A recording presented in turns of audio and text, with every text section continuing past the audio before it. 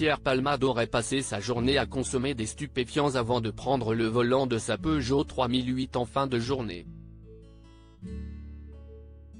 Aux alentours de 19 h, sa voiture dévie brusquement de sa trajectoire et vient percuter une Renault Mégane qui arrive dans l'autre sens. À son bord, un homme, son fils de 6 ans et sa belle-sœur enceinte de 6 mois qui perdra son bébé peu après. Un octogénaire au volant d'une Twingo provoque une seconde collision lorsqu'il percute l'arrière du véhicule familial. Un témoin certifie avoir aperçu 2 hommes s'extraire de la voiture de Pierre Palmade avant l'arrivée des secours. Un hélicoptère transportera à l'hôpital les victimes de l'accident dans les heures qui suivent. Une semaine plus tard, BFM TV donne de nouvelles inquiétantes de l'état de santé du conducteur de la Renault Mégane et de son fils. L'enfant assis à l'arrière du véhicule, toujours sous le choc, souffrirait de vertige. Il a la mâchoire cassée et a reçu un choc sur la tête.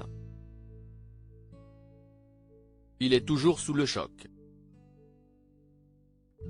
Il ne mange pas comme avant et ne boit pas comme avant, explique le neveu de son père au journaliste.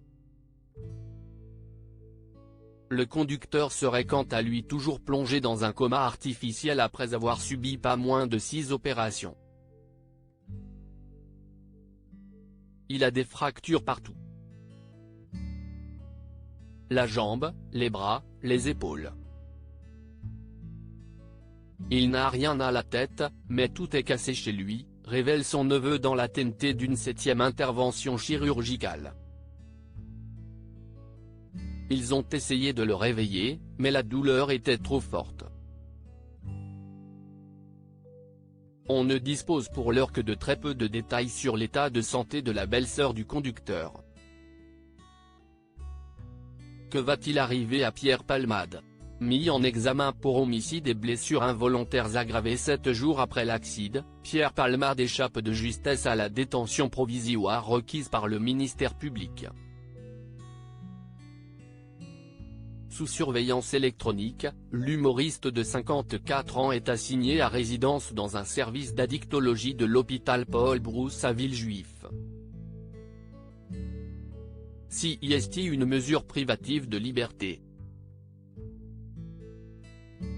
Ce n'est pas une faveur, explique maître David Curiel, avocat pénaliste au barreau de Paris, dans les colonnes du Parisien.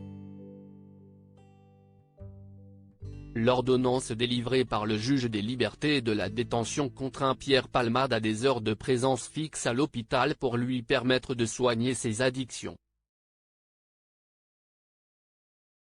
D'une durée de 6 mois, une assignation à résidence sous surveillance électronique, ARS, est théoriquement renouvelable à 3 reprises, sans dépasser une période de 2 ans. Aucun délai précis n'a été communiqué dans le cas de Pierre Palmade. Le parquet de Melun a néanmoins fait appel de cette décision.